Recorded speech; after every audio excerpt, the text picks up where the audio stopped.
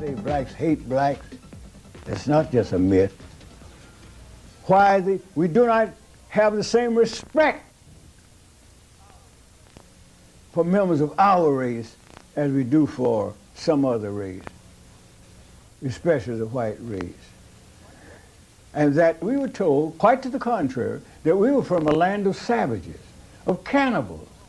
And except by the grace of God and the white man, we would have been a lost people. So we should be on our knees forever praying and thanking God that we were brought, even in slavery, to this land to escape the horrors of Africa. And this was brought in and drilled into us generation after generation. Africa, the second largest continent, is an area of almost 12 million square miles in size. It is comprised of 50 independent countries and populated by over 537 million people who speak over 1,000 languages and dialects. For eons, Africa's wealth has been a magnet that has attracted the entire world. The continent has been plundered for its vast mineral and human resources. Traditional historians have viewed this land as one of primitive savages who slept through the millennia, contributing little to the cultural legacy of mankind. The facts, however, tell a different story. Scholars and scientists now concede that Africa is the birthplace of mankind. Africans were the first builders of civilization. They discovered mathematics, invented writing, developed sciences, engineering, medicine, religion, fine arts, and built the Great Pyramids, an architectural achievement which still baffles modern science. What caused the cradle of the world's oldest and greatest civilizations to crumble, leaving in its wake a people who are exploited, oppressed, and economically underprivileged? In a moment, Africa's downfall.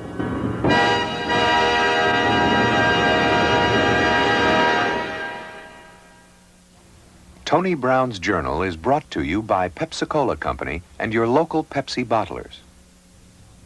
Dr. Williams, it's an honor being able to meet with you and to talk with you.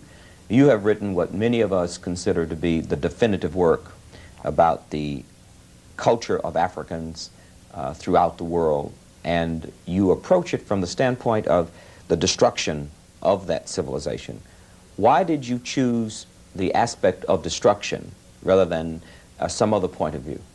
The aspect of destruction was emphasized for the reason that it was quite clear that the black people in America seemed to be generally unaware that they had a history, that they were told that they had achieved nothing. They were told... This man says the true facts are to be found in a more thorough and honest look at history. After Dr. Chancellor Williams, a native of Bennettsville, South Carolina, received his doctorate in history and sociology, he studied psychology, anthropology, archaeology, and economics. He also taught Arabic history and worked as a professor of history at Howard University for 29 years. He won an award from the Black Academy of Arts and Letters and was the first recipient of the 21st Century Foundation's Clarence L. Holt Prize for Excellence in Literature. Now, of course, the record was there to show that much of Western civilization was built upon the foundation of the land where civilization itself had begun, and this was in Africa.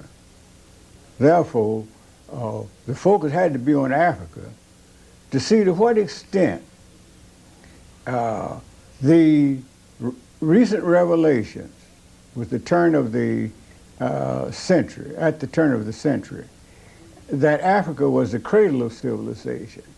To what extent could this be actually verified? And so my work was directed in the uncovering much of what had been lost, much of what had been disguised, much of what had been stolen, refurbished, reworked, and presented to Western civilization as the work brought from Africa but presented to Western civilization as the creation of Western man. Dr. Chancellor Williams spent 16 years writing his book, and although a piece of extraordinary research, he considered it a greater miracle that he was able to get it published. Plagued by a chronic lack of funds and turned down by his academic associates and all other sources, Dr. Williams mortgaged his home. Then another obstacle arose. Due to his rapidly failing eyesight, he was forced to abandon his earlier plans for an expanded 3-volume work and had to settle for a condensed version of his research into a single volume, the book we now know as The Destruction of Black Civilization, Great Issues of a Race from 4500 BC to 2000 AD. What did you find out about ancient African civilizations? Well, to begin with, I found out that ancient African civilization was, first of all, the beginning of civilization. I found out that there could be no record found anywhere that antedates the advanced civilization of Africa. And this was the finding of European and other scholars. And they were now gradually admitting it, and when the evidence became overwhelming, the question arose, could Africans have achieved all this? Could Africans have achieved this remarkable work in architecture that could be traced back for thousands of years before Christ, before Western civilization had even started? Could Africans have done this? Could Africans have achieved this high advance in mathematics, in physics, in chemistry, in medicine, and so forth? I mean, many of the things we now glorify as modern. Take the Washington Monument, for example, which is an exact duplication of ancient African architecture, which is well known. And most of the columns we see on these stately columns on buildings, which the Greeks, in studying in Africa, are borrowed from the Africans, remodeled them at Doria, at Corinth, and so forth, gave these columns the name of the cities in which they remodeled them, and gave them a Greek character. They really didn't do much changing. They merely removed the African, the canthus leaf at the column, and modified, but otherwise it was substantially the same as African. Dr. Williams, were there ever laws and rules that governed the entire continent of Africa? There were laws and rules that governed the entire continent in the same sense that you have the same system of laws and rules that which govern a whole people without the same time having a single government, a single state spreading over a whole continent, the second largest in the world. In other words, I'm saying that while Africa, in contradistinction to being a country, was the second largest continent on earth, and while the African people at one time in history occupied the whole continent, and while they were one people in their general culture, in their general religion, with certain modification, in their general social laws, in their general legal system, right on down the line, in almost every avenue you could find that there was this kinship. The only thing that they fundamentally different, or where they fundamentally differed, was where, of course, when they divided up and formed separate states, or withdrew, or to form separate societies, and developed different languages from the segmentation or separation from what had been a larger language group, so that there's no problem at all in understanding that you had one people occupying the continent without being under one single state. Dr. Williams, based on your research of history, is it accurate that democracy was born in Greece? No, democracy was not born in any one place. The record, as I indicate in this discussion on the chapter dealing with the African Constitution, birth of democracy, meaning birth of democracy in Africa, I made it quite clear that democracy was a system that was natural among the ancient peoples in all stages of development. Even the most primitive societies had their chiefs generally elected, and the chiefs were generally subject to the will of the group. So it was nothing unusual about the head of the society being subject to the will of the tribe, which was one of the early forms of social organization. The family, the clan, the tribe, the nation. This is the progressive step.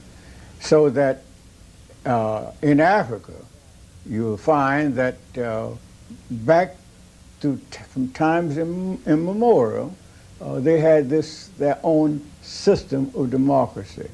And it was this same system which could be found in every part of the African continent.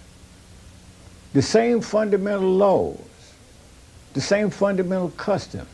No matter whether they were 5,000 miles apart, no matter whether the group had never come across the other group, they had the same system. That's why we know that we were dealing with substantially one people. So that democracy then was so long, so many thousands of years before Greece, that the mention of Greece in connection with where democracy began could only bring smiles to the face of any scholar who has really studied world history. What were some of the specific African cultures, civilizations? These civilizations, I refer to them, of course, generally as the great kingdoms and the great or the empires that existed all over the continent of Africa. To the south, perhaps the greatest, at least one of the greatest, was the empire of Monomotapa, of which the present Zimbabwe is a part of what was once a much larger empire. And then, of course, those empires of Mali and of Ghana, ancient Ghana, and of Shanghai, and of the Marsi states, and so on. Yet many of these countries had started in a period long before Christ was born. Ghana, for example, had for over 400 kings listed before Christ was born. So that these were ancient empires. The most important thing here, though, to note about these empires and our last name is that all the people in America, all the blacks or Africans in America, came from this area of great nations, of a great educational system, where the greatest university of the time in which these slaves were being brought to America still was flourishing in its glory. That is, of course, the University of Sankor. The great civilizations in Nigeria, all of these were advanced cultures. So these people didn't come, as they were told and came to believe after they had lost memory of their homeland by the system of not allowing people of the same language group to be sold to the same plantation, but scattering them all over the South so that you wouldn't form a power base by having a lot of Africans speaking the same language. So this helped by this breakdown of intercommunication among themselves, helped them to lose memory. But we were told, quite to the contrary, that we were from a land of savages, of cannibals. And except by the grace of God and the white man, we would have been a lost people. So we should be on our knees forever praying and thanking God that we were brought, even in slavery, to this land to escape the horrors of Africa. And this was brought in and drilled into us generation after generation. Until even today, after we're going through from the kindergarten through graduate school, the majority of blacks today reject the idea of being called an Afro-American. Dr. Williams, if all of the things you say are true, if Africans had such advanced civilizations, hundreds of kings and one African kings in one kingdom before Jesus Christ was born, how did Africans worldwide and Afro-Americans get in the shape they're in? How did these great kingdoms, this great civilization, fall to civilizations that didn't come along until thousands of years after theirs were already established? Well, it wasn't done overnight. Their great empires were built through their industry, through their enterprising, through their industry in so many fields. And the whole societies, as I point out in the book, in practically all of them, were organized in lodges. This is where the organization of workers, but they regard themselves as craftsmen. And each working group, whether it's building boats, or whether they were stone masons or brick masons, or whether they were carpenters or whatnot, each craft was organized into a lodge. In fact, the educational system was similarly organized on a basis of 3 levels. And so you had a society that went in for production. The people who were specialized in growing rice or cotton or peppers or what have you did so not as Africans do today. Africans hardly get Africans generally today to go beyond the subsistence level.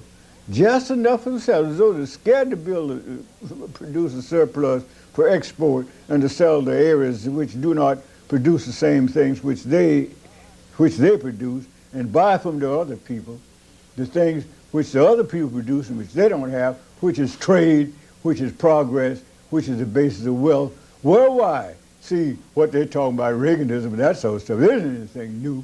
The Africans were doing that tens of thousands of years ago, a system of life. So they had regular trading posts established in different villages in other countries.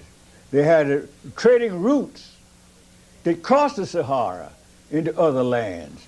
with merchandise, camels loaded with merchandise of spices, whatever the people produced. They were an industrious people. And they sold, and they would import as well as export. And this is what made them great. I try to emphasize that when you talk about the great African empires, they didn't just become great overnight, just great. No, they became great by doing specific things. They were great people. They were an industrious people. They were builders. They were producers. The whole nation was fired to produce, and they were rewarded for their work. And so they built cities and so forth and so forth. And so this is why you had this great system of nation building becoming so mighty. Now, why did they fall? They fell when this began to decline internally, and when the external forces, over centuries of effort, finally gained the day. These nations had strict laws barring foreigners from coming to the interior. Then the same system of gradually settling around the borders, that is foreign traders, and supposed to be traders, but most of them were geographers and others representing foreign, would establish little trading posts, just ask for permission to establish trading posts on the border. We don't want to come in, we don't come in, we just want to do business with you. We want to sell you what we have, we want to buy some of what you have. Well, the Africans were great traders, always great traders. So that was one of the weaknesses. They allowed them to settle along the borders, for one thing. The second thing that happened, and this went on, as I point out in the destruction, for several thousand years before the certain countries were finally taken. And when they were taken, like Egypt, look how many times Egypt was taken and retaken. You say blacks gave up Egypt. Are you saying the Egyptians were black? Of course the Egyptians were black. The name comes from the name itself, has an origin in the name of a black king. So that it became, the Egyptians were black until it became otherwise. They're not black today, and they're just like those who occupy the northern part of the Sudan are not black today. They are partly Arab, mostly Arab, and some of them are mixed, the Afro-Arabs, you might call them. You spend quite a bit of time in your book describing the ancient civilization of Ethiopia. What is it you find important about that civilization? Well, the ancient civilization of Ethiopia was the civilization of what we're now talking about when we talk about that whole stretch of land from the Mediterranean to the source of the Nile, which was ancient Ethiopia. So Egypt was nothing but what we call Egypt now, which was Chem, before the name was changed, was nothing but a northern province of the Ethiopian Empire. You have a chapter here, Ethiopia's oldest daughter, Egypt. And I'd like to read you a statement you made and get you to comment on it. You say, the melting pot of the races began around the northern perimeter. The end result was always the same. The blacks were pushed to the bottom of the social, economical, and political ladder, whenever and wherever the Asians and their mulatto offsprings gained control. Why is that? Why if with this advanced African civilization, when they interfaced with members of other groups, why did the members of that civilization always end up on the bottom of the ladder? We have always been, as I repeatedly point out, the race of brotherhood seekers. We have been the one who forever have carried on the drive for brotherhood with other people. They have never sought brotherhood with us, never, except for expediency, where they saw an opportunity to play the role of big brother for a while they gain effective control. Now, they're cunning, you see. They study us, and they know this. They have certain basic advantages.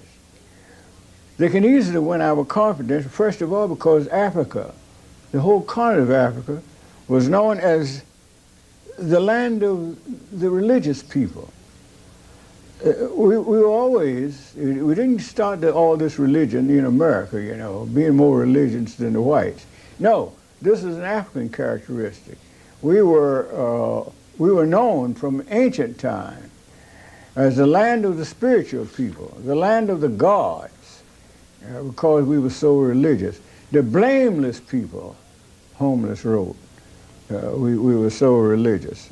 So this must be kept in mind in this general appraisal. How significant was the oral historian in the reconstruction of African history? Well, the oral historian was indispensable.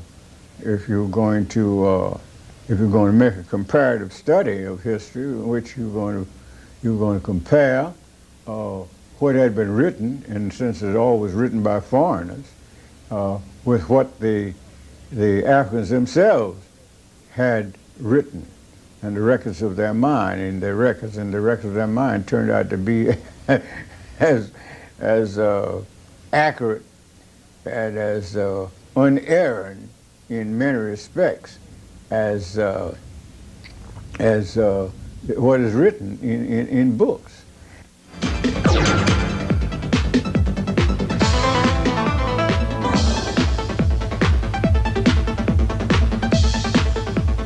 For a transcript, send $2 to Tony Brown Productions, 1501 Broadway, Suite 2014, New York, New York, 10036.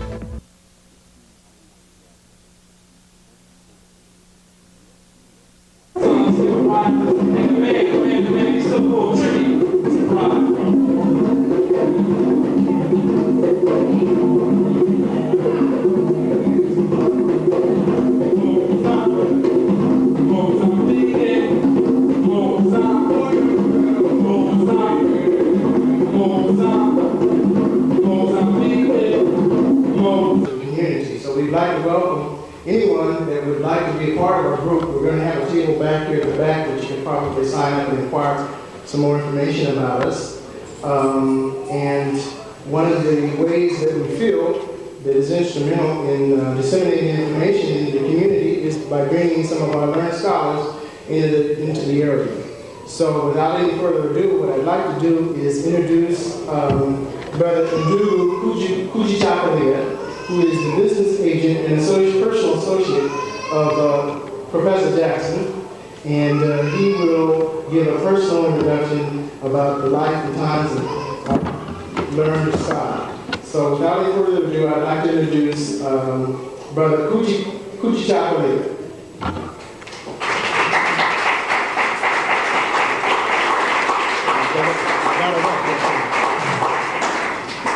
General, as our name, brothers and sisters, I'm so overwhelmed to be here. I think I better get on with the business, so if I'm that overwhelmed, I might fall to the ground, and I don't want to do that.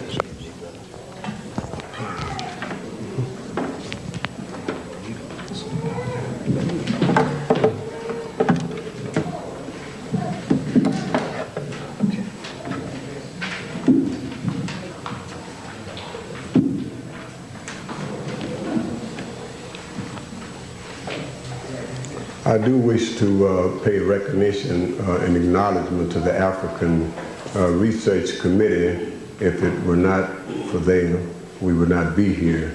So Professor Jackson and I traveled a whole heaps of miles coming from the Midwest, a place called the Windy City that's supposed to be in Chicago in the great prairie state of Illinois. And we are more than grateful to be here to try and render service to you if we can. So I'm going to try and fulfill the assignment as given. I'm a very obedient person when it comes to that. It says a biographical sketch, a background on Professor John G. Jackson. And professor is one who teaches different from a professor. And we are all professors because we profess something. John G. Jackson was born April 1, 1907 in Aiken, South Carolina.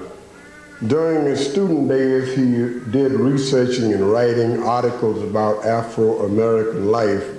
He wrote for Negro World in 1925 and was a regular contributor to The Truth Seeker between 1930 and 1955. In 1932, he became an associate director of the Blyden Society, then under the leadership of Dr. Willis N. Huggins. The most talented student to come out of the group was John Henry Clark. And if I might pause just a wee bit, when we say John Henry Clark, we sometimes should stop with silence to give recognition and acknowledgement, because Brother Clark is one who deserves such.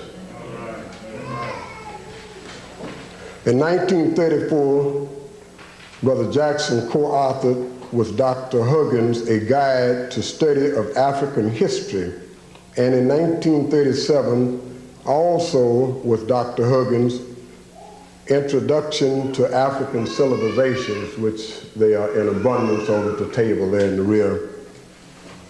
Professor Jackson has taught and lectured in the Black Studies Department of Newark College of Arts and Sciences, 1971 through 1973. A visiting professor at the City University of New York, 1973 to 1977, and a visiting professor at Northeastern Illinois University from 1977 through 1980. That's located in Chicago, and I heard the brother before me speak about the community university, and in that building we housed something of such activity back some time ago, headed by the late brother Bobby Wright, which many of you know about or heard of. Okay. In addition, he was a regular lecturer in the Ingersoll Forum from 1930 through 1955, and at the Harlem Unitarian Church, his two recent works, Introduction to African Civilization, 1970, and Man, God, and Civilization. Recently, he published, or authored that is, Christianity Before Christ, 1986. And the most recent thing, Black Reconstruction in South Carolina, Hubert Henry Harrison, the Black Socrates, and the Golden Ages of Africa. And the last publication is chapter 2 of a book in which the brother is now going to commence writing on in high gear with great deliberation for the next 6 or 7 months after leaving your fair city of Oakland. And the title of the book will be On the History of the World, which, as you might know, if I may indulge upon your intelligence, the book History of the World, as has been written all before, has never included Africa. And if you recall, John Henry Clark, Brother Jackson, and others, Queen Mother Moore, and several persons of the African community tried to argue with UNESCO of the United Nations to try and put Africa into history books. But somehow the brother's intelligence rose to the surface and to the occasion to say, why argue with someone if we know what we're doing and they know not what they're doing? We will commence to do just that. So the brother has commenced to do that, and I hope we will all give recognition and acknowledgement to such if this is be the case. So it's many, many experiences Brother Jackson and I have undergone, and we have enjoyed together. He's a very hard brother, but since he's from Arkansas, South Carolina, the phosphate state, and I'm from Red Stick, Louisiana, the Bayou country, I seem to sort of excel a little taste, maybe by age alone. But before I sit, Brother Ben Yosef Yakanan and John Henry Clark gave me an assignment, say, James, take care of John. So James and John, the sons of Zebedee, the disciples, I'm one of them, and he's the other one. And I just found out something about him. He's been a knighted bishop. I didn't know anything about him. So at any rate, without further ado and enjoying all of the accolades that you have laid before me, I'm going to bring up the elder, and I will let him go from there. Brother John G. Jackson.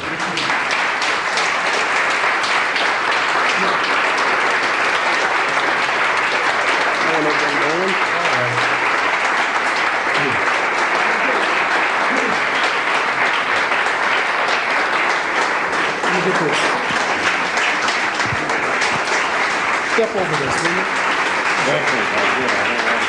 Step up. There you go, man.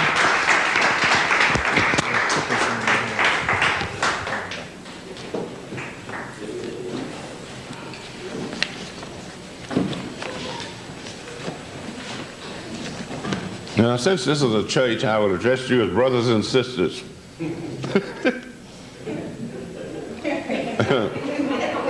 Now, I've got a lot of notes here, but I want to make just a short talk and let you people ask me some questions. I probably won't have answers to most of them, but if I know the answer, I'll give it to you. If I don't, I'll tell you that I don't know.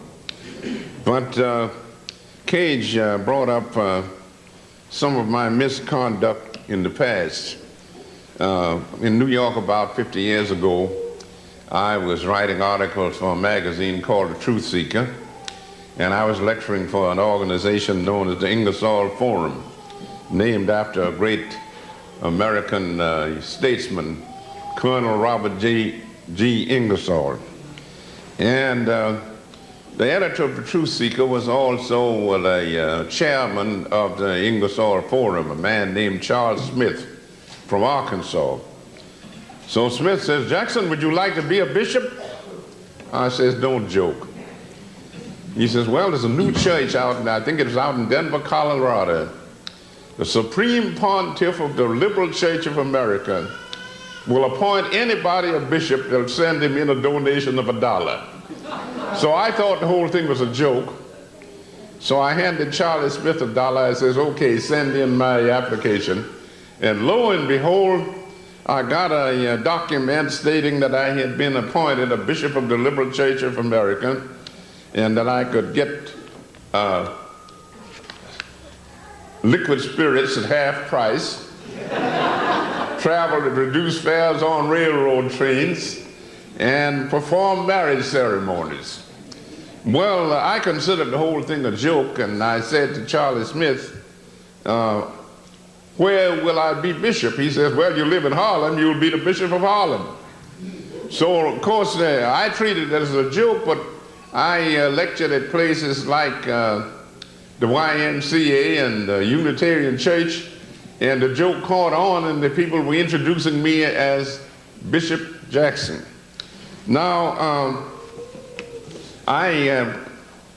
back in 1938, I wrote a little pamphlet called Christianity Before Christ. And last year, I had rewritten this stuff and got it into a book, and now it's a book on Christianity Before Christ. The right title for that book should have been The African Origin of Christianity. But I realized that if I gave it that title, very few people would buy the book, because a sad feature about black people today is that most of them are almost totally illiterate. They can't read anything anymore. Television have robbed them of what little literacy they had.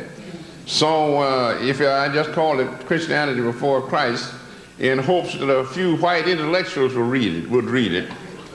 And it worked out all right. The book came out late in 1985, It's been out just a little over a year now, and I think the publisher sold over 1,000 copies, so that's not bad for a serious book.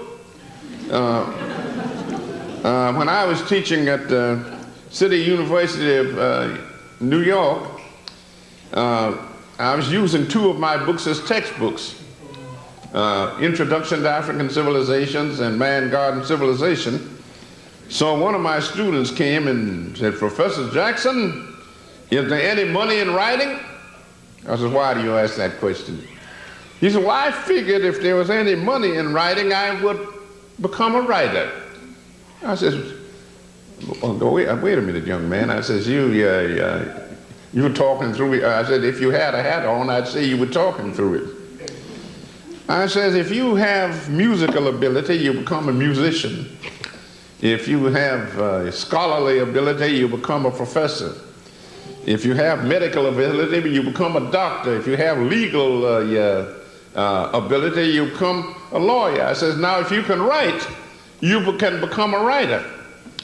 I said, "But knowing you only slightly, I have an idea that you couldn't write anything that anybody would want to read." So one of the students got up and said, "Why do you take that attitude?"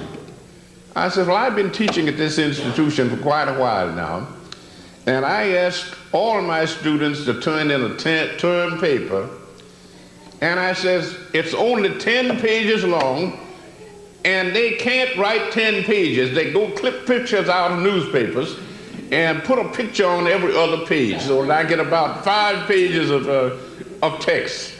I says, now if you fellows can't write 10 pages in a term paper, how are you going to write books?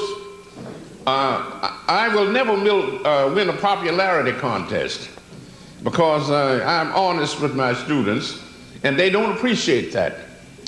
I had a class at City University of New York where, although it was in the college, I found out that most of my students were reading on the 4th grade reading level, a 4th grade reading level in college, and I frankly told them that most of them seemed to have the brain capacity of a mentally retarded mule. So one young lady got up and told me that she demanded an apology.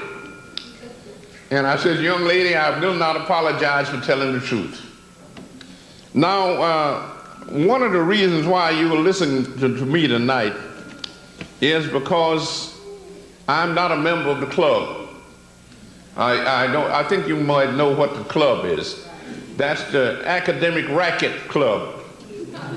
And the way you work it is that you start out and you go through low school. They call that elementary school. That's low school. Then that takes up 8 years. Then you go 4 years of high school, and then 4 years as an undergraduate student in college. And if you're studying for a profession, you do 4 more years of graduate work in a university. Now, that's not what happened to me. I was not good in school. I was a student in a little school down in Aiken, South Carolina called the Schofield School, established in 1868 by Martha Schofield, old maid school mom from Quaker from Pennsylvania. And I went to the Schofield School, and it was a good school. I mean, it was the best school in the state, in Aiken, South Carolina, that colored people could go to. I don't know how good the white school was, but they gave them more money, so it might have been a little better. But I went to the Schofield School for several years, and I was a student there from during the First World War. I remember that I was a student in the Schofield School back during the years of 1915, 1916, 1917. This was the European War, and President Thomas Woodrow Wilson decided that the United States should go over to Europe and save democracy. Wilson said he was going to make the world safe for democracy. Wilson was born in Virginia, and he couldn't even make Virginia safe for democracy, but he was going to make the world safe for democracy. So he got into the war. But at any rate, I would be sitting in class, and since I was a fast reader, whatever the assignment was, I always read it way in advance, and I knew what was going to be covered. And therefore, while the teacher was telling the other students what the message was, I already had it. And I sat in the back of the class and read the newspapers about how the Germans and French were slaughtering up each other wholesale on the Western Front in France. And some of the students went home and told their parents that they had to sit there and listen to the teacher, and this little Jackson boy was sitting in the back of the room reading newspapers. So the teacher went to the principal and told him what the complaint was. So the principal says, "Miss So-and-so, does this Jackson boy answer the right, when you ask him a question, does he give you the right answer?" She says, "Yes, he jumps up and gives me the right answer, and then he sits down and started reading the newspaper again."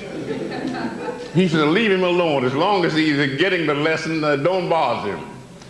Well, I found out that I got a bad press down there. I got up to the 7th grade, and my scholastic record was so good until the principal of the school came and said, "Johnny, you're such a good scholar until we are going to skip you over the 7th grade and put you into the 8th grade." And I thanked him. A few days later, he comes in and he says, "The parents of the children who are not being promoted over the 7th grade and the 8th grade have staged a protest. And they say that if we shove you over the 7th grade into the 8th, they're going to pull all their students out of the school. So we'll have to insist on you going through the 7th grade." So I went through the 7th grade and then went into the school and handed in my resignation. I said I should have been finishing the 8th grade, but you wouldn't let me do it, so I quit. So but then I went to my father. He says, "Well, now that I have dropped out at the end of the 7th grade, where do I go now?" My father says, "We're going over to Augusta, Georgia. There's a lady over there who's a great educator, Miss Lucy Laney, the Haynes Institute. Says you got through the 7th grade, and I'm going to go over there and tell Miss Laney to put you in her high school." So I went to Augusta and put in 1 year at the Haynes Institute High School. And then I finished up the 1st year. And my mother told me, she says, "Boy, I don't think you're going to get a good education down here. I'm going to take you up to New York so that you can go to a good high school in New York and get yourself a good education." So my mother and myself came up to New York in 1922, and I got a job down in the Wall Street district. It didn't bring me any more money. I mean, everybody else in Wall Street was getting rich except me. But it was down in that section. So I would go to Stuyvesant High School in the morning. That's one of the best high schools in the whole country. I got an education at Stuyvesant High School between 1922 and 26 that's better than you can get in the average college today, because they had high standards back in those days. Now you can go through low school, high school, college, and university, get a PhD after your name, and still be an idiot. In those days, you couldn't do it. Now, I've been asked to. Now, I haven't finished the story yet. I graduated from high school. Then I got a job working as a red cap. Some of you people probably don't know what a red cap is, because we don't have many railroads around today. But red caps are people who dressed up in a uniform with a red cap, and they would carry bags to and from trains in railroad stations and try to live off the tips that the people give them. There's no salary to the job. You put on a uniform and work 10 hours a day and hope that you would make enough money to pay your rent and grocery bill. So I put in 10 hours a day red capping, and then attended night classes at the City College of New York.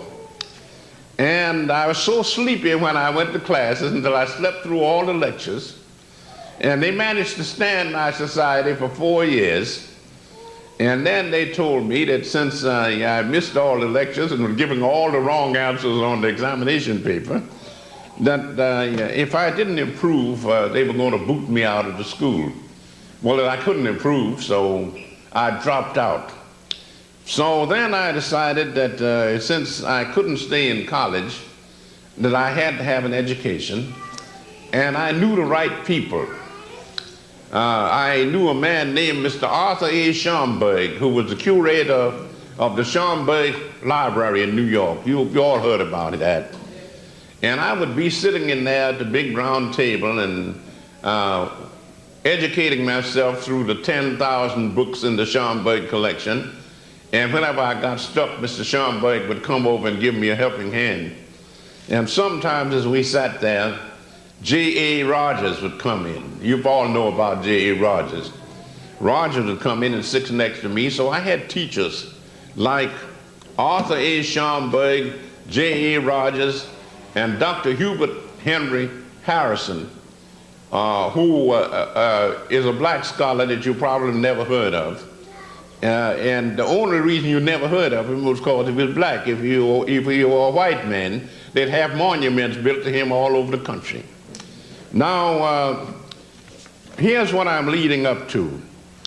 When I was a boy down in Aiken, South Carolina, at Sunday school, I was taught that God created the white man as the superior race. And he, after the flood, when Noah was celebrating the end of this great deluge, he got drunk and took off all of his clothes and was doing the striptease. And one of his sons, named Ham, thought that this was really funny, and he started laughing. And God looked down from heaven and said, I will not tolerate this disrespect for parents. So he turned Ham black and shipped him off to Africa, and he doomed Ham and all of his descendants to be hewers of wood and drawers of water for their more fortunate brothers. In other words, Africa was of no importance in world history because it was settled by an accursed race. And I got this story in church. When I went to school, I got the same story. And then I would go to church and the preacher would get up and ask us to sing a hymn, "Oh Lord, bleach us out whiter than snow that we may enter into the kingdom of heaven." And then I say to myself, I don't think I'm going to make it. Then they had him another one. You can have all the world, but just give me Jesus. And I began to have the idea that there was something wrong with this. I couldn't imagine that everybody else had a history, but only the African people didn't have one. And then I began to study the theory of evolution. And the Bible, the way the Bible has been corrupted by white folks, you get the idea that the human race started out being white, and that the superior type of human being is a white man, and the yellow people and the brown people and the red people, they are a little bit lower, but the black man is the low man on the totem pole. He's the nobody. So I said to myself, I know there's something wrong with this. So I got up to Harlem and heard Dr. Harrison lecture and heard J.A. Rogers give lectures, and I went and studied with Schomburg, and they began to tell me what to read and what to study. And then I found out that the first human beings were not white folks, they were black people, because the human race started in Africa millions of years ago. And these black people were the first members of the human race, and some of them wandered into Europe and got bleached out white, and some of them wandered into Asia and got bleached out yellow, and some of them wandered into America and got bleached out red. But the original man was the black man. And then I found out another thing, that in these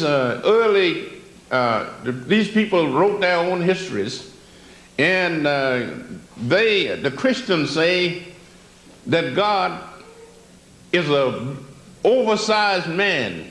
Their image of God is a big man.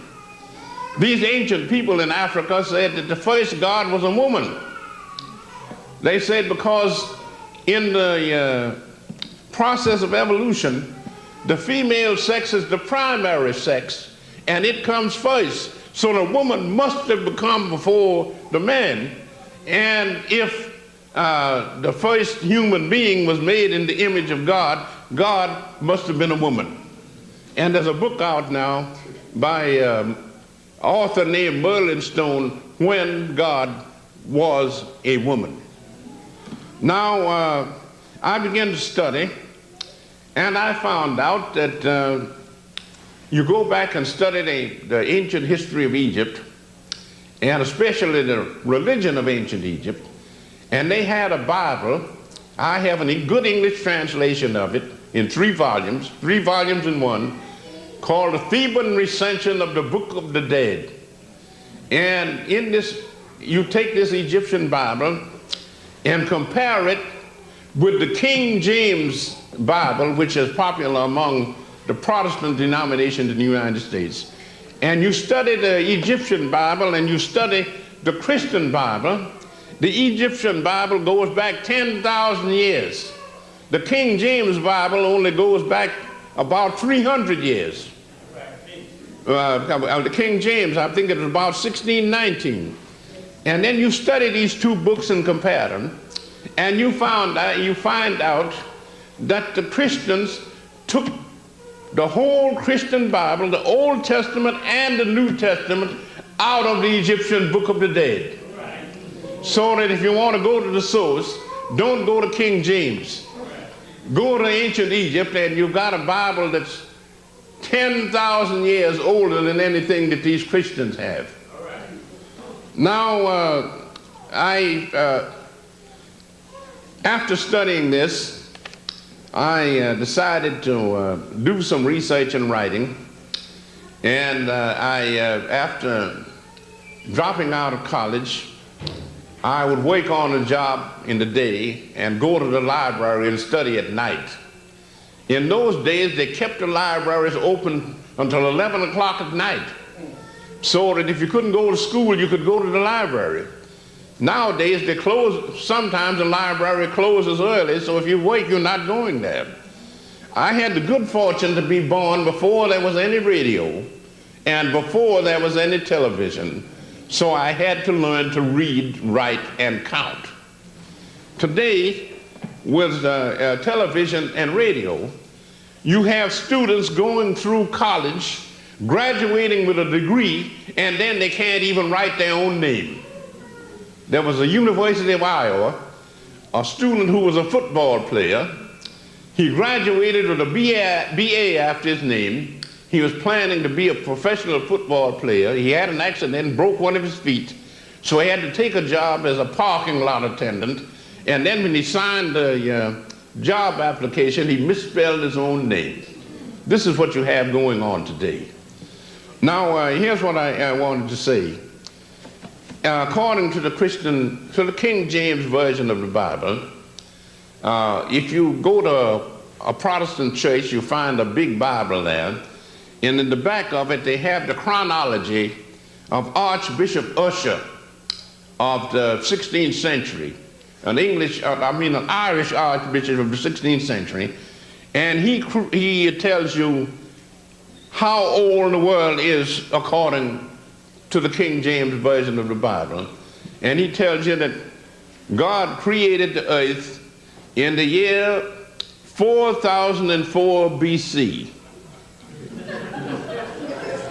And I began to study the history of Africa, particularly the history of Ethiopia and Egypt. And I found out that the Egyptians built the Great Pyramid over 1,000 years before the earth was created.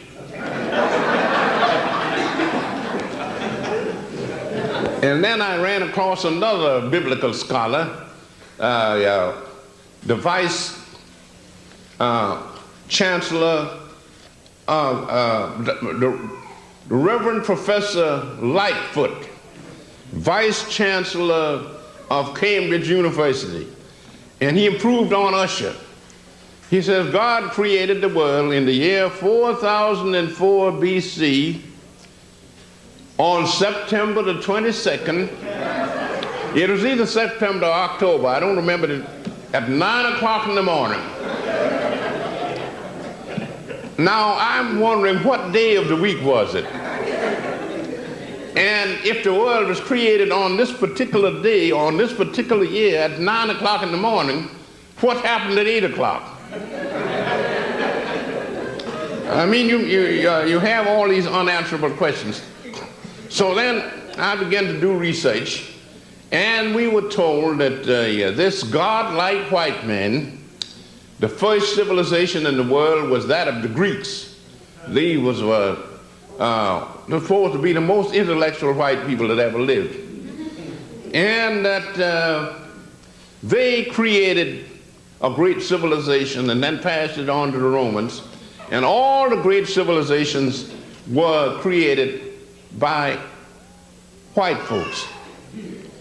Back in 1934, an English historian named Arnold J. Toynbee wrote a study in history, a history of the world in 12 volumes. Don't try, if you find the book in the library, don't try to read it, because one of the hardest books to read is Karl Marx's Capital, and he was an even worse writer than Marx was. That's a record. Toynbee says there have been 21 civilizations in the world. So many were created by the white race, so many by the yellow race, so many by the brown race, so many by the red race. The black race has not created one civilization. None at all. We have done nothing. So I was giving a lecture in New York, and somebody says, well, didn't Toynbee know that Egyptians were black people? I says, Toynbee says they were white people. You see, if you are a racist historian, you don't have any regard for the facts at all. I visited West Africa in 1977, Senegal. Then I went to Kenya, that used to be British East Africa. Then on up to Egypt, to Cairo, and to outside of Cairo to look at the Great Pyramid and the Sphinx, and then took a plane up the Nile River to the ruins of Thebes and walked through the temple of Ammon at Amun-Ra that was built in 3700 BC, the greatest temple that was ever built in the world. And I saw all of these great things. And we know that black people built all these things. And yet Toynbee was supposed to be the greatest historian of his day, a professor at Oxford University, and he tells you that these people were white. And if you listen to these people, you'll get your mind terribly balled up. Down in Kenya, outside of Nairobi, I visited a village of people that called the Maasais. The Maasais of the same racial stock as the ancient Egyptians and the Ethiopians. And while I'm standing there looking the village over, some of these people came up and I was shocked. All the authorities that I had consulted told me that these people were members of the white race. And they were blue-black. In Senegal, where they say the people are Negroes, most of them were sort of medium brown color. None of them were actually black, but they are Negroes. And then you go over to East Africa among the Maasais, and most of them are blacker than a blackboard, and they're white people. So I mean, if you're going to get the lowdown on history, you've got to use your own head, not somebody else's. Now, I found out that the Greeks, who were supposed to have been the founders of civilization because they were the first civilized white folks, but the Greeks got their civilization from the Egyptians. And the Egyptians were black people. And the Greeks passed their civilization on to the Romans, and the Romans were a very stupid, dumb bunch of people for the most part. They couldn't retain it, they lost it. They had a dark age in Europe for 500 years. And then another bunch of Africans, the Moors, from North Africa moved into Spain and started civilization all over again. So instead of Europe civilizing Africa, Africa has civilized Europe 2 times. So that's what you have to keep in mind. And now I want to say something about why it is that I have to be talking to you about African history. The reason I'm talking to you about it is because it's not in the textbooks. And it's not in the textbooks because we don't write textbooks. We have other people write the textbooks and they put that propaganda in there, and we are supposed to swallow it. Now, we are told that after the Greeks were taken over by the Romans and that civilization decayed, and then the Roman civilization went down after the fall of Rome, and you had a 500-year dark age, we were told that Christianity re-civilized Europe and produced modern civilization. And we know, if we read the literature, that these white Christians of Europe are the dumbest people that ever lived. They said that the earth was flat like a pancake out in the vastness of space, with the sun and the moon and all the stars going around it. The ancient Egyptians in the Pyramid Age 6,000 years ago knew that the world was round. They knew that it went around the sun in 365 and 1/4 days, and their astronomers measured the earth, and they knew what the polar diameter was, they knew what the equatorial diameter was, they measured the circumference of the earth, and they calculated it so accurately until modern astronomers said their error was only 1 yard. In other words, the circumference of the earth is about 25,000 miles, and they calculated it with an error of about this, 1 yard. So if you read history the way it happened and not the way other people wrote about it, you will find out that the black race created the civilization, civilized the white folks 2 times. So that you want to get some perspective on this.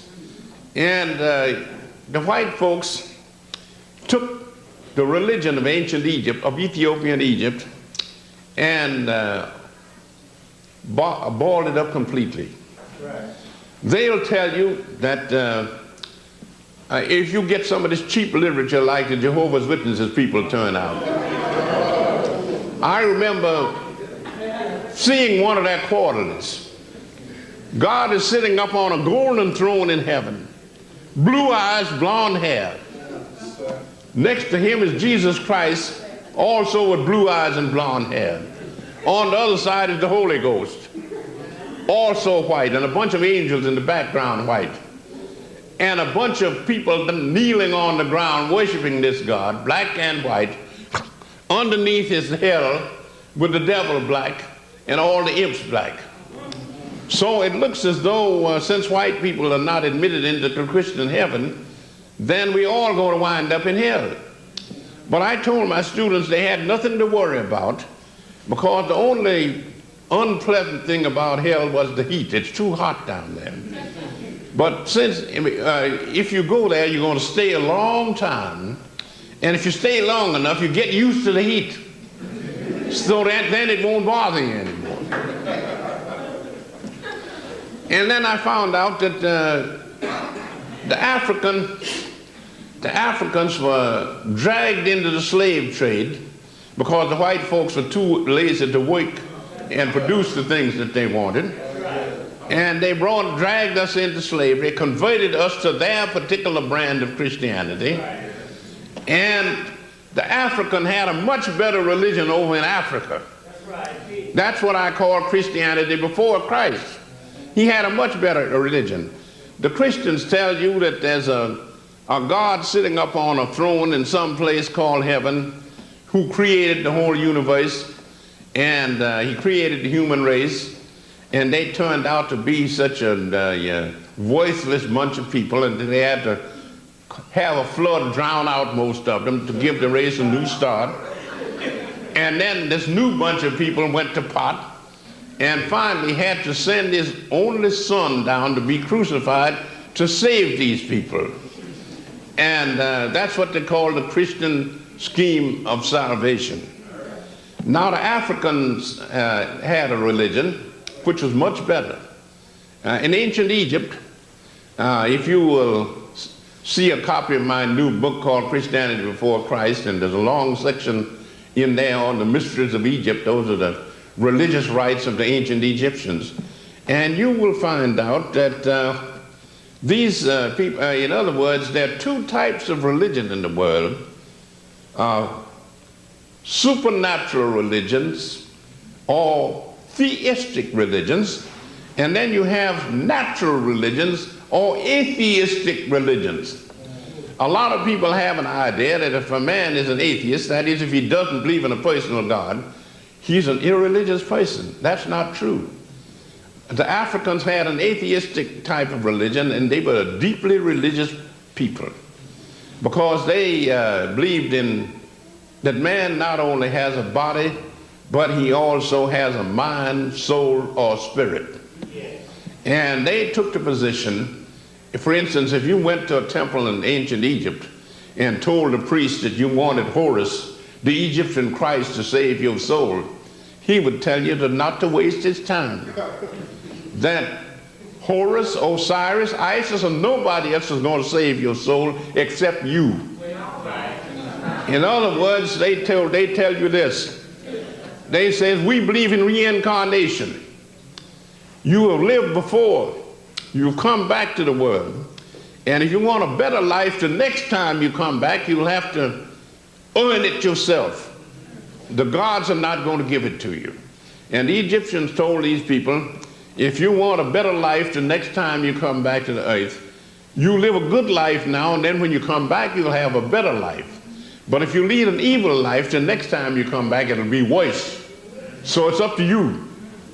Yeah, so that they told people not to pray to gods or angels or anything to save them. It was their job to save themselves.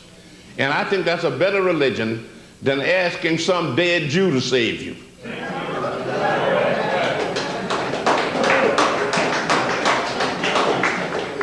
Now, these people, they believed in spiritualism and they believed in theosophy. And the whole world, all the religions of the world can be traced back to this African source. And Christians say their religion is true, but paganism is false. And as I've told some preachers, Christianity was stolen from the pagans.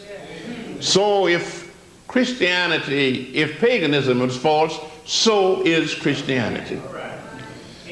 Now, you say to yourself, well, when the African, a member of anyone who believes in the African traditional religion, he tells you that he believes in God.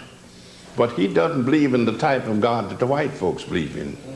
The white folks believe that God is an oversized white man sitting on a throne somewhere up in a place called heaven. The African traditional religion teaches you that there's a large number of gods. You have tree gods, sun gods, moon gods, earth gods, star gods, and all like that. And since a group of colleges make up a university, then a group of the little gods make up the big God.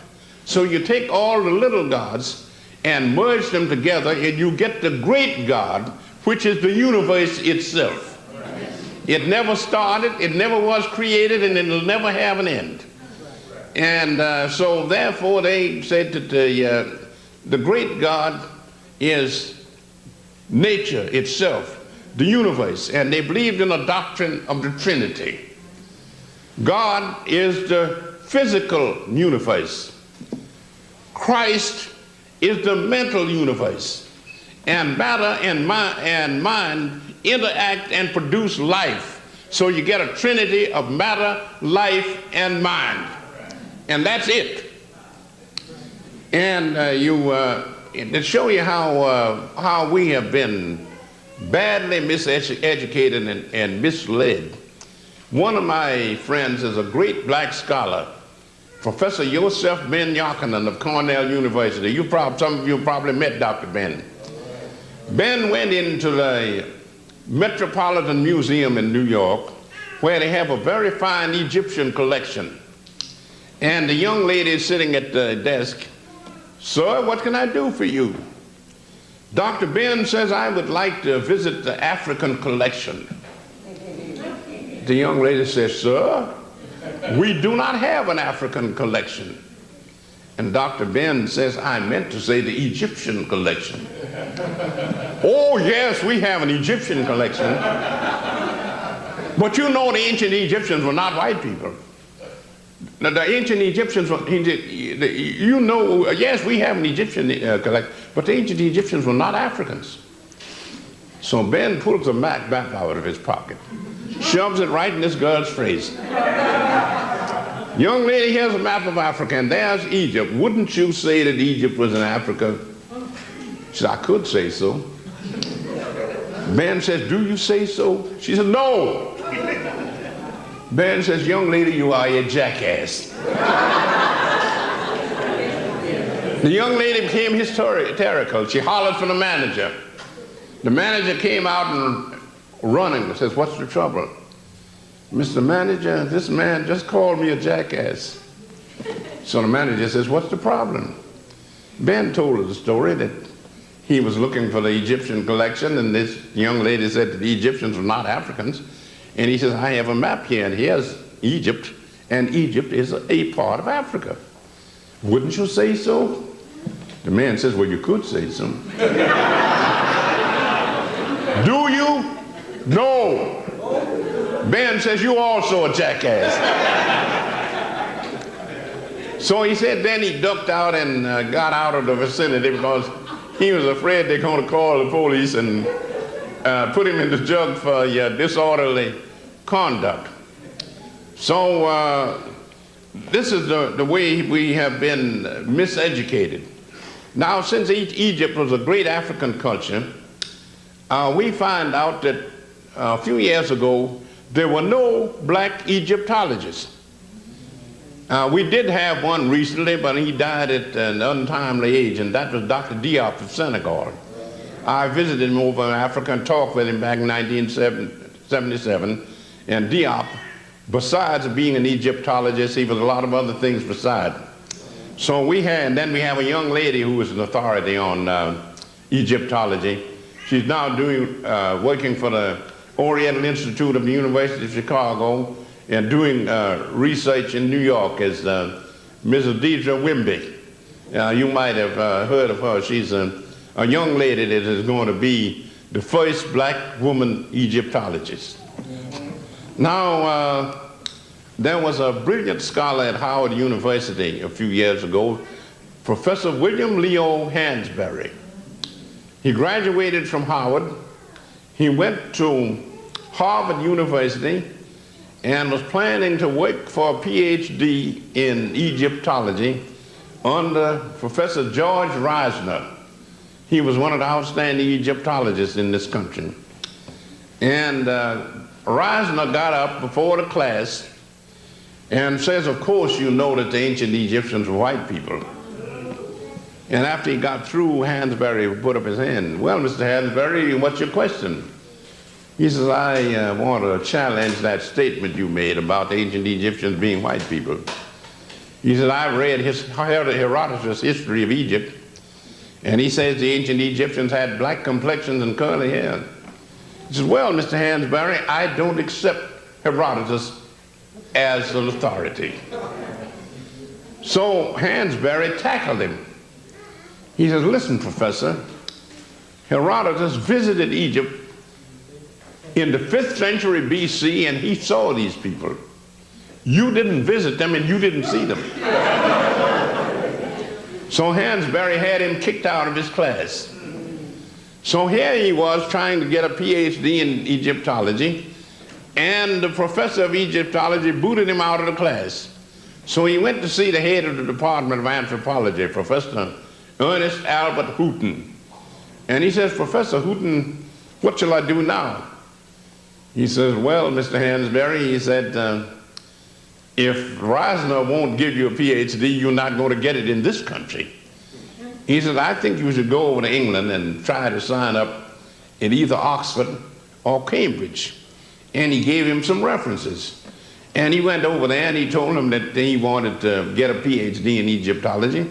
And the people in England were more honest. At both Cambridge and Oxford, they told him that they did not want any black Egyptologists, so they weren't going to give him a degree. So Hansberry had to come back to the United States and get a job as a professor of history at Howard University. And then when he retired, he went to Nigeria and was given a position as the director of the Hansberry Institute of African Studies, or some such title as that. And he was running a school of African history in Africa, and he was writing a 4-volume history of Africa. After finishing 2 volumes, he died. And the publishers couldn't find anybody else to finish the other 2 volumes, so they buried it. This is probably the greatest history of Africa that's ever been written, and the publishers have decided not to publish it. So we are being crossed up at every turn. And you find out that to show you what a vicious breed of people these racists are, in my book, Man, God, and Civilization, I quote a psychologist from the University of Chicago. This was back around 1909, a man named Professor R.M. Cattell. And in this book, he said that the whole Negro race should be painlessly exterminated because they were a menace to humanity. Fortunately, people didn't buy his argument. They didn't round up all the black people and have them exterminated for the benefit of humanity. But the way the world is going now, if we can't retake our fame, as Dr. Edward Wilmot Blyden said, if we can't, we were once on top, if we can't get on top again, they probably will exterminate us. And people tell me, well, how are we going to do it? Well, I'm a retired member of a union in New York City, District 65, UAW, AFL-CIO, and we say that if you have a problem, you have to solve it. Nobody else is going to do it for you. And our union, if we had a problem, we solved it. We went out on a strike and we were walking the picket line for weeks, and it looked as though we were going to lose. But we kept plugging along. We finally won the strike, and there was a victory celebration. Our union had 50,000 members. And one of the members got up and said to the president, why did we win this strike? We had everything against us, and yet we won. How did it come about? And the president says, we won because we couldn't afford to lose. So that's our position now. If we want to survive, we can't afford to lose. And it's going to be up to us to see to it that we do survive. About 50 years ago, they had a professor of philosophy at the University of Chicago, Professor Thomas V. Smith. And he had a class in Philosophy 1. And when he got a bunch of students together and gave the first lecture, he says, "My dear students, before giving my first lecture, I want to tell you a little story because I think it'll help you out." He says, "An old maid went to bed one night, went to sleep, and she dreamt that in the middle of the night she woke up and there was a handsome young man standing by her bed.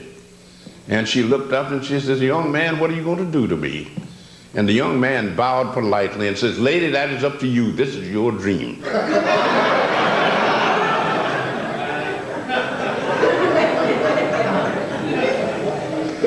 And the message I tried to pass on to my students is that no matter how hopeless the situation is, we're going to continue to struggle. You might lose, but if you don't struggle, you're certainly not going to win. So that's the only thing to do. And in the Union, I found out how it was that people won. To show you how this Union worked. There was an Orthodox Jew who owned a big company in New York, and the Union couldn't come to an agreement with him. They put picket lines around his plant, and he hired a bunch of gangsters to intimidate the Union. One of the gangsters grabbed one of our members as he was going to join the picket line and stuck a knife in his back. The knife went right through his back into his heart and killed him almost instantly.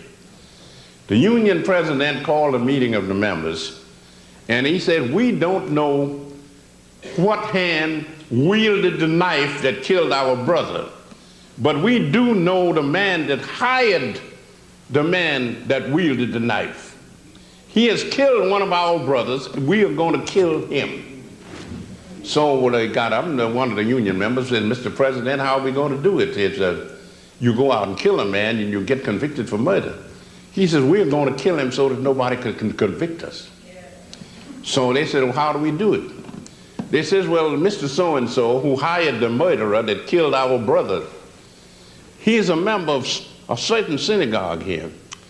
He says that when the synagogue services come along on the Jewish Sabbath, we're going to picket pickets in front of the place and says, 'Rabbi, you have a murderer in your temple.' Well, the rabbi comes out and finds that his temple is being picketed. And he asked them, 'Who is the murderer?' They told him. The man sitting in his congregation, he says, 'Don't come back into this thing and settle it.' He says, 'I don't want a murderer in my congregation and picket lines around my synagogue.' So he couldn't come to his synagogue anymore. So he went up to upstate New York and hired a cottage by a lake. The Union went up there, rented boats, crossed the lake, and picketed this college. 'You have murdered one of our brothers, and you will pay for it.' So that depressed him so until he moved back to New York City and got himself a fine home. And then the Union set up a committee to telephone him all through the night hours of all the hours of the night, so that this guy, after he moved into his New York home, the telephone rang all night long and he never got any sleep.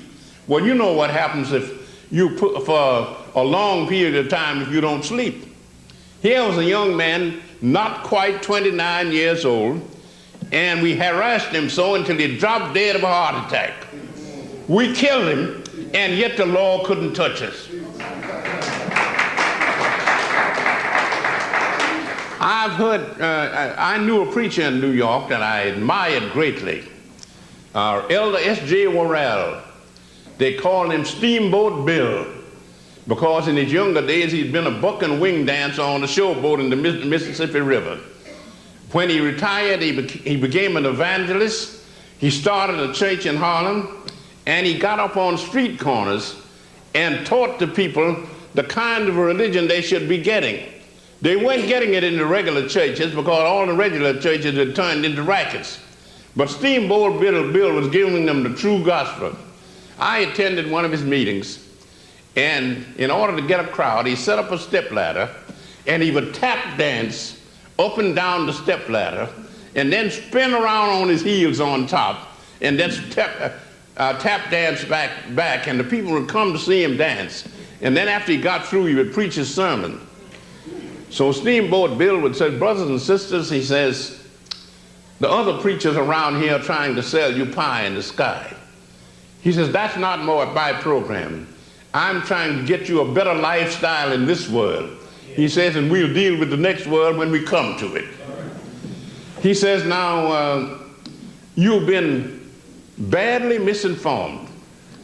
He says, I know a man that lives in an apartment right across the street, and he's afraid to come outside. He owes everybody.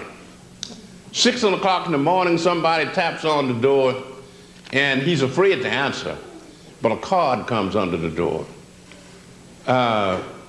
He owns a second-hand car, and the automobile man wants to go know when he's going to get the next installment. A few minutes more to the tap on the door. He owes somebody else for a radio set that he's bought on the installment plan. And this keeps on until about 9 o'clock. There's a loud bang on the door. And he's afraid somebody's going to knock the door down. So he says, who is it? And the voice comes back, it's the Lord. And the man says, what Lord? The landlord. Steamboat Bill says, that's the only Lord that most of you jokers are ever going to see. So, just about this time, the meeting got livened up. A drunk came by. Here was a brother that had not one drink too many, he'd had a lot of drinks too many. And he's staggering around. He stops in front of Steamboat Bill's meeting, and he shook his fist at him. Oh, nigga, shut up. You don't know what you're talking about. Steamboat Bill says, listen, young man, if you want to stand here and listen to my discourse, you're welcome. But I do not permit you to disrupt my meeting. So the young man shook his fist again. Oh, nigga, shut up. You don't know what you're talking about. Steamboat says, listen, young man, according to the Bible, Jesus Christ says that you slap me on one cheek, I'm supposed to let you slap me on the other. Well, I want you to know one thing. I ain't Jesus Christ. If you slap me on one side of my face, I'm coming down and bust hell out of you. So, unfortunately, Steamboat Bill died a year later. If it hadn't been for that, I was going to join his church. Because here was a man that not only had a church, but a depression was on, and he opened up a free lunch kitchen in his church, and the unemployed people could come around there and get free sandwiches, free coffee, free cake and all like that, and he went around and raised the money to finance this program. And he told the people, he says, it doesn't do me any good to save your soul if your body is hungry, so I've got to feed you first. Now, all of that leads up to this, that if we are going to save ourselves, we're not going to have a lily white God and a Jim Crow Jesus save us. We've got to do the job ourselves. And this idea of being submissive and meek and all like that is not going to get us anywhere. We can defend ourselves if we do it intelligently.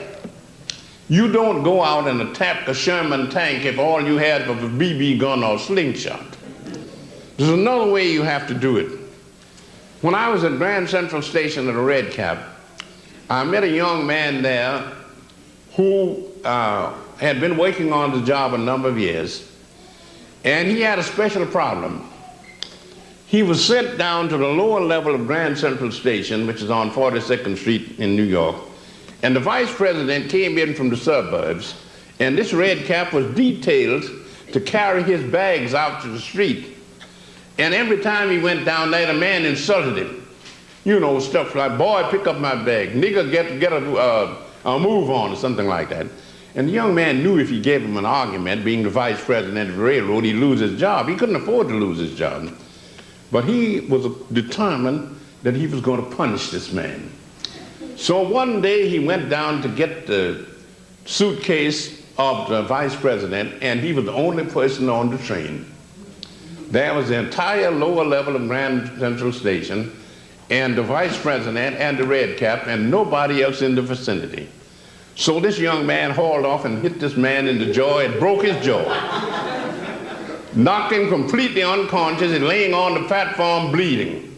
Somebody later on come and found him, called an ambulance, they put him on a stretcher and carried him, I have water here.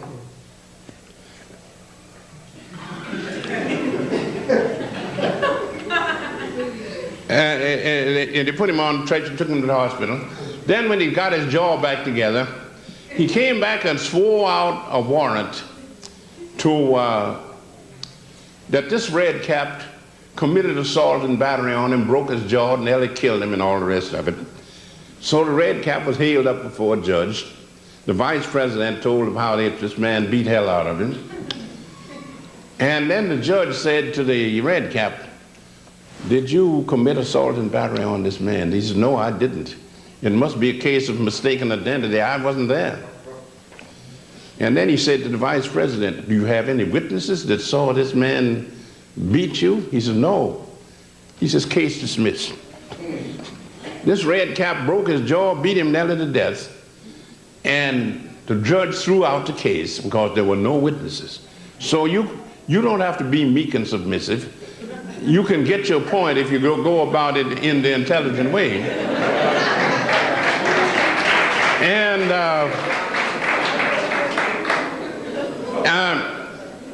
after that, the vice president was very nice to the red cap.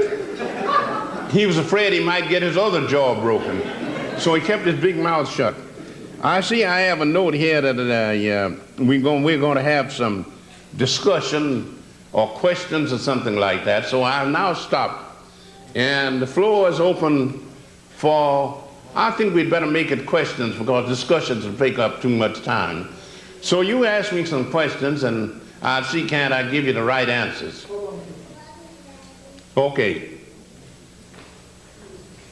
Okay, first of all, let's give Professor Jackson a hand for being here.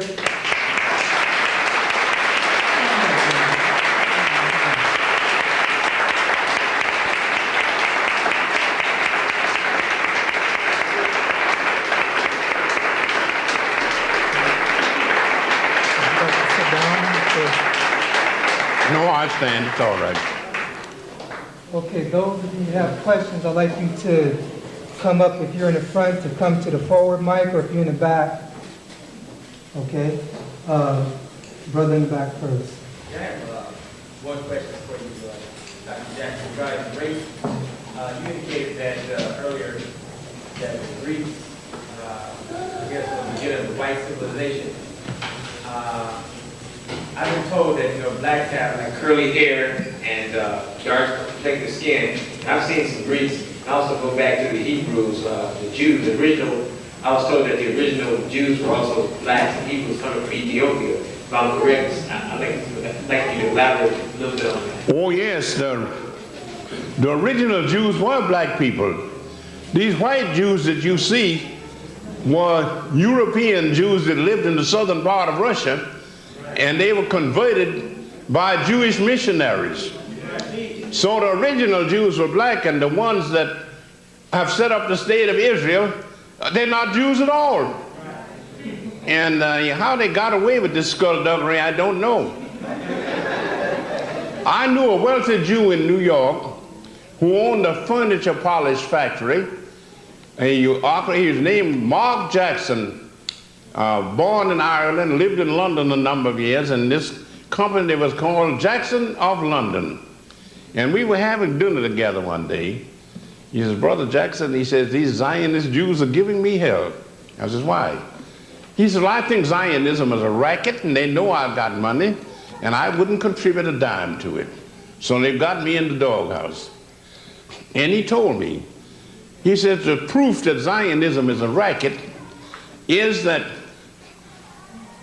50 years ago, or a little over 50 years ago, the Zionists could have bought all the land they wanted down in Brazil for almost nothing per acre, and they could set up that Jewish state down there and nobody would have bothered them. They went back to Palestine and set up that state in a land where the soil is so poor until you can't even grow weeds on it. And if it weren't for the rich Jews in America, Israel wouldn't even survive. And it's in very bad financial condition now. So that you have a situation like that.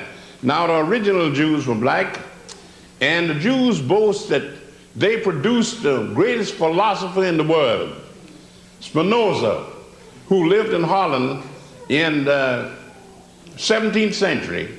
Spinoza was of Spanish and Portuguese ancestry. I think his Portuguese ancestry. And one of his neighbors described him as a man with a black complexion and curly hair. So the great Jewish philosopher was a black Jew. Okay.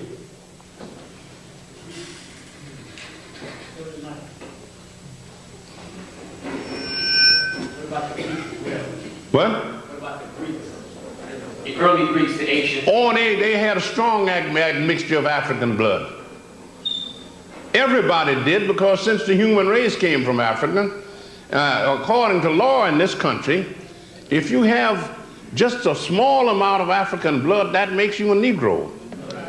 Well, if you take that literally, then even Reagan is a Negro, because if you trace his ancestry back far enough, you go to Africa.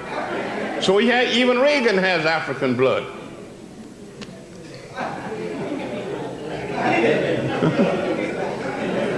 Dr. Jackson, I'd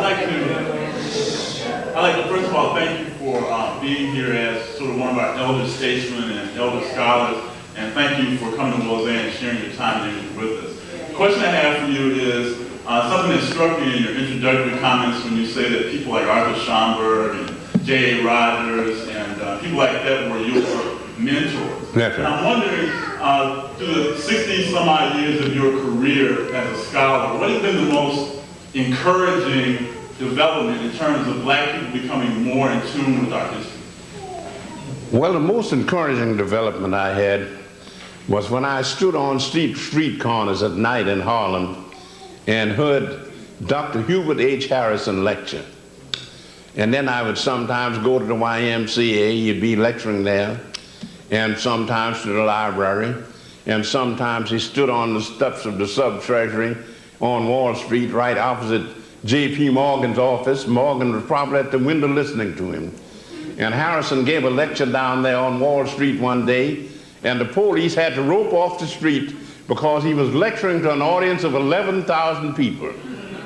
Now here was an unusual black man who fought for the freedom of everybody. He left the Socialist Party because the white socialists were racist. He joined the Garvey movement because he said that the socialists said class first and they practiced race first. And Garvey advocated race first, and that's what he believed in. So he said, I don't believe in class first, I believe in race first. So he joined the Garvey movement. And Harrison was a man, he didn't get into history because he didn't allow white people to flatter him. You have a lot of our people, if a big white man gets them and says some nice words about them, they're tickled to death. So Harrison went to a white YMCA in Brooklyn, New York, and the secretary got up and said, Dr. Harrison is a great scholar. He has a black face, but his heart is white. So Harrison banged his fist on the rostrum. Sir, I demand a retraction. I'll have you understand that my heart is just as black as my face. And Harrison, to show you what a great education he was, he would be lecturing in a library in Harlem on 135th Street, and half of the audience would be students from Columbia University taking notes, because they were getting more from Harrison than they were from the professors up at the university. So Harrison gave a lecture, I think it was at a library, either the library or the YMCA one night. I wasn't there, but some of the people who heard the thing told me the story. Harrison was giving one of his scholarly lectures, and a young man was sitting in the audience, and when he got through, he asked Harrison a silly question, and Harrison gave him a silly answer. The young man lost his temper. Now see here, Dr. Harrison, you are not talking to a fool. I am a highly educated young man. I finished Harvard last year. Harrison says, I beg to differ, young man. You did not finish Harvard because Harvard is still there. He says, you didn't say what you meant to say. You told us tonight that you finished Harvard on commencement day. He says, now the day you finish school is called commencement day. Are you trying to tell us that you finished on commencement day? Well, of course, the young man blew his top and walked out of the meeting. He wasn't going to stand for that sort of thing.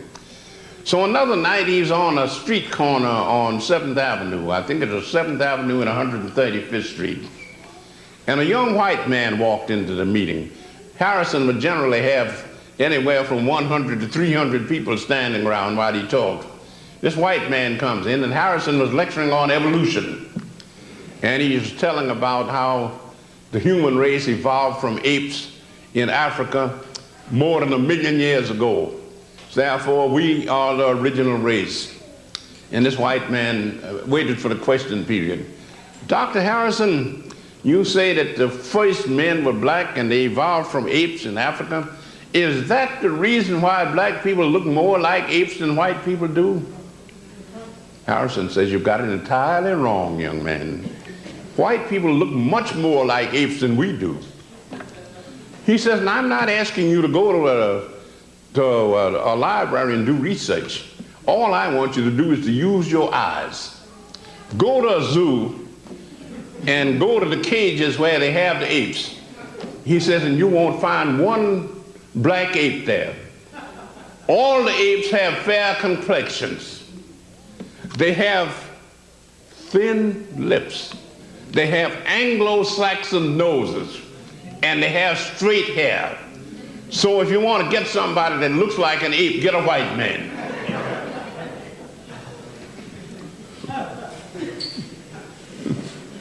I have another question if I might step up, because apparently when you speak, the earth moves. The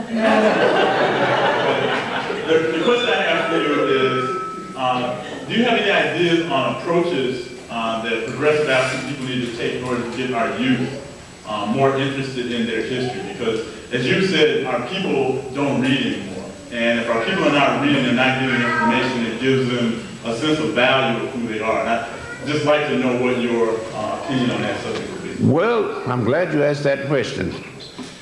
Because there's only one way they can do it, and if they do it, we're not going to be around very long. In other words, any group of people, if they're going to survive, they have to have an economic foundation. There's a block in Chicago where there are 7 storefront churches on one side of the street and 8 storefront churches on the other side of the street. And if you go into the average black neighborhood in a big city, you'll see a storefront church, a saloon, a liquor store, a gambling joint, no business enterprise that's bringing any money into the community. Now, the only way we're going to beat this is to get the young people to organize into cooperative societies.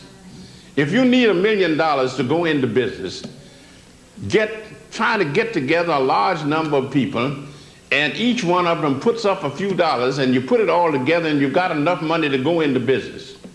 I'm a member of a cooperative food market in Chicago. We have 11,000 members. Each member owns at least one share in the business. That's $10. We have a credit union, our own bank. Some of the people have thousands of dollars invested in the business, and it pays 6% interest, so that's just as good as putting it in the bank. Now here's 11,000 people. They and their families buy their groceries at this store. It's a big building, takes up nearly a whole block, like an old-fashioned railroad station. We draw interest on our shares. We get good food at a reasonable price, and we give a lot of jobs to young people. Now, if you want to survive, you form cooperative societies, pool together whatever your money you can get, go into business for yourself, and then see to it that you educate yourself. And that means you've got to learn to read. You're not going to get it on television and radio. I remember Hubert Harrison gave a lecture to young people, and he says, I advise all young people who can afford it to go to college. He says, I know a college education is expensive, and some of you can't afford to go to college. But if you can't go to college, get knowledge anyway. He says you can study in libraries, you can buy books, you can teach yourself. And he says that a reading people is a rising people. If you read enough, you will rise. But you've got to have an economic foundation, and the only way you're going to do it, you talk about young people being unemployed, nobody's going to give them jobs. They've got to set up their own businesses and create their own jobs. And if we don't do that, there may not be any of us around when the next century starts. Brother in the back. Could you elaborate a little bit more on the Africans' contribution to Christianity, please? Oh, yes. The Africans created Christianity. If you will read, I have a little article here that I copied from a book by Dr. Albert Churchward called Signs and Symbols of Primordial Man. It's an article on Horus and Jesus. Horus was the black Christ of ancient Egypt, and Jesus was the black Christ of the Christians. Now the Christians have been so badly educated until they think that Jesus Christ was white.